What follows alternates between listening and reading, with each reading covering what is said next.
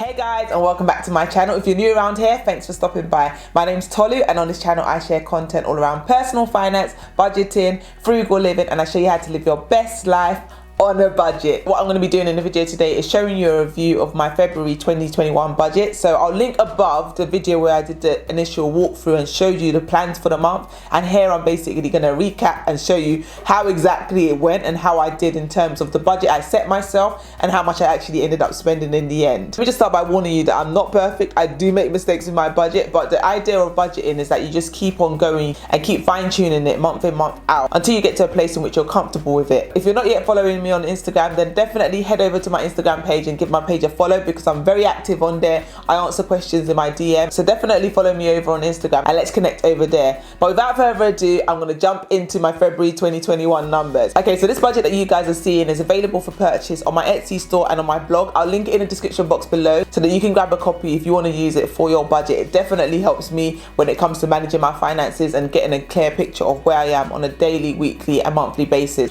Okay, so starting off, we have our income. So we've got my husband's income, my income, and all our side hustle income, and then the total. So the budget method that we use is a zero-based budget, and the idea with the zero-based budget is that your income minus your expenses equals zero. So you make a plan for all the money at the beginning of the month, and then we track it as the month goes on the expenses tracker, which is one of the tabs below on the spreadsheet.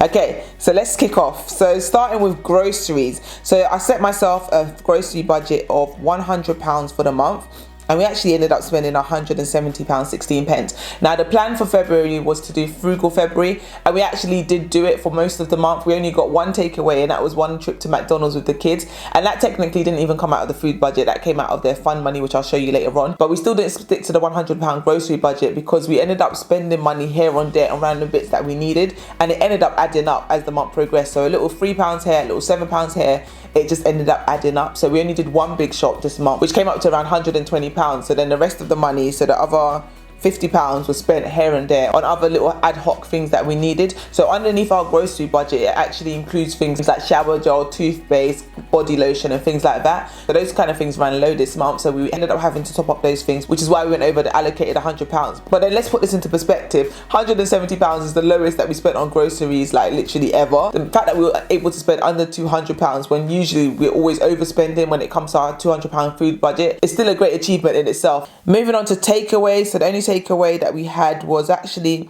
so in addition to the McDonald's, actually we had one other takeaway which came up to £22.15. My husband brought lunch one day which came up to £3, and then we did a big shop at Costa. Like I mentioned in the budget walkthrough video, we actually needed to do a big Costco shop this month, which is why Costco came under the food budget. So in total our grocery budget actually came in over by £75.37. So yeah, that was a big overspend on the food category. But it gets better as we go along. So then moving on to home, we've got our mortgage, which I mentioned in the last video has gone down. So it's now £1,057.21. And then we overpaid the mortgage by £102.01. And then council tax was £132, so our total home expenses were bang on the money, which was good to see. Moving on, we have our utilities. Our water bill has gone up, so that's £50.15 a month. Electricity, we only topped up £20 this month, and in gas we topped up £90, and that's just because obviously it's a colder season. We're in winter now, so we're using more heating now than we do like in the summer months. So we end up spending a lot more gas during the winter than we do like in summer, which is why we decided to only put £20 on electricity and put £90 on the gas, but it was still the same amount. It came up to the same total of £110, which meant that we came in on budget again when it came to our utilities. So £160.15 sorry. Given, if you watched any of my videos before, you know that this is something we like to keep private. So moving swiftly on to subscriptions, and we have TV license was bang on the money.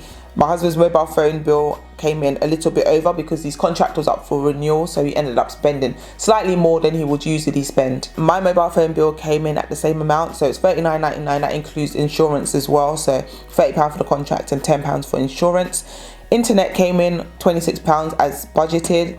Canva, this number always is off by a few pennies because it's paid in dollars, and obviously the exchange rate changes on a month-to-month basis or even a daily basis, so that's why it's different every single month. So I always put the amount that I paid the previous month, but it always ends up changing the next month, so that's why it's never 100% accurate. But 28p less than budgeted for is always nice to see, so that was good. And then moving on, we've got Google Drive that came in at the same £1.59. That £1.59 is still on the budget. It really needs to come off. I keep saying it in every video, and yet it still keeps appearing here. But yeah, we need to stop paying this Google Drive on a monthly basis because it just doesn't make any sense. Moving on, we have transport. And we budgeted £70 for petrol, but what I decided to do is only put £30 into petrol this month because I knew we had overspent when it came to our food category. I was like, let me try and reduce the expenses as much as I can in other areas, and I knew that petrol was one other area that was quite variable, so I could afford to make that saving there or that cutback there, especially given the fact that I'm not really driving anywhere, so there was no need to really fill up the tank to £70. So I only put £30 in the petrol, and that was able to kind of help cushion the blow of us overspending when it came to the food category that we had allocated for the month. So maintenance, we paid for MOT this month and we budgeted 60. It ended up being 80 because there was something that we needed to pay for. I can't remember what it was, but they charged us the extra £20 for that. And then moving on, the next expense here was road tax. So road tax, again, I mentioned earlier, because we didn't do the sinking fund for this last year, it meant that we had to pay the whole road tax in one go, which was £200 out of the budget that we had to find. So the total for transport ended up coming in slightly under budget, which was £19.95 under the budget allocated, which is always good to see.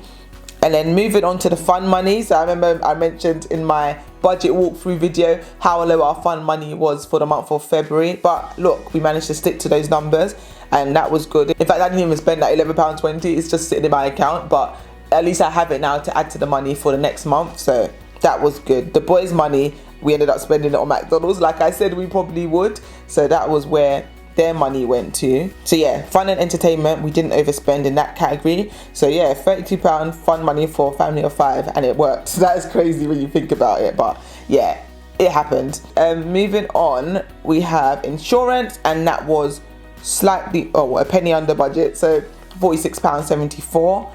And then childcare, like I've mentioned in previous videos, at the moment we don't have childcare costs, but I've left it on there because hopefully at some point in this year when I start working again, I am going to be putting my youngest into nursery, so I've just left that category on there because it just makes it easier rather than having to like rejig the template and stuff like that. So I've just left it on there for now. Miscellaneous, so we had a few miscellaneous that arose. We had a couple of house expenses that came in at £89.77. That £89.77 had already been factored into the budget, which was cool. And then subscription expenses, none. Car expenses, none.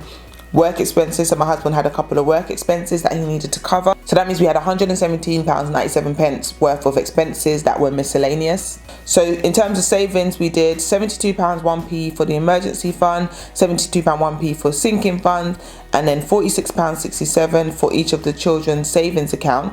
And then investing, we only added £72 1p to our Vanguard account for investing. So those were literally all of our expenses. And if we scroll down and look at the total, we ended up going over budget by £133.98. So £133.98 over budget this month, which is not ideal and it's not fantastic. But that again is the beauty of having a budget and tracking your expenses, because you can see exactly where you've gone wrong and you can kind of streamline it and do better and try again the next month. In my March budget walkthrough video, which is going to be coming out soon, so if you're not subscribed to my channel, definitely subscribe so that you don't miss that March budget walkthrough video. But in that video you're going to see my opening balance is going to be minus £133.98. So that means we have £133 less to play with when it comes to the month of March, and that's why it's so important to stick to your numbers, because when you overspend, it just means that that money still needs to be paid back eventually. We're fortunate in the fact that my husband gets paid on a weekly basis, so even though we're minus £133, it's not that we've gone into debt, it just means that we've eaten into the money that's available to now spend in the following month. So yeah, it's so important to actually stick to the numbers that you set yourself. But then equally at the same time, life happens. Like,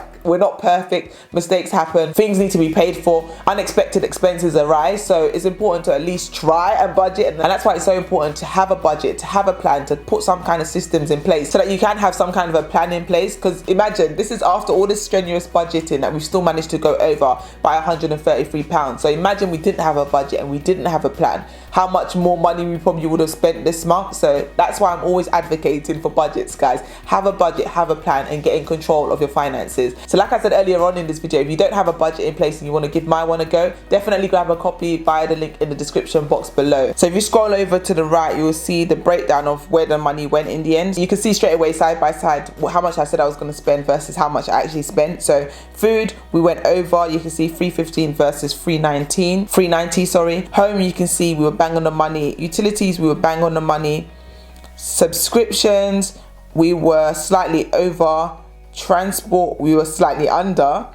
Fun and entertainment, we were on the money again. Insurance, we were pretty much on the money. Miscellaneous, we were over quite a bit. And in savings, we were bang on the money, and investments, we were bang on the money. So yeah, that's just good to see side by side exactly where we were. And here's the graph that represents those numbers that I've just shown you above, so that you can just see a snapshot view of how much you said you were going to spend versus how much you spent. So straight away we can see that food, giving, and miscellaneous were the areas in which we went over how much we said we were going to spend. And then these pie charts show the estimated. So the first one shows estimated, and then the second one shows actuals. So the version in which you guys will get if you was to get a copy on my Etsy store would actually have the labels on it, because it's an Excel worksheet, but I'm using Google Sheets because it's the one that me and my husband basically share and use the same document, which is why it doesn't have labels on it. I will probably add them at some point. But yeah, that's literally a recap and a walkthrough of my February 2021 budget. So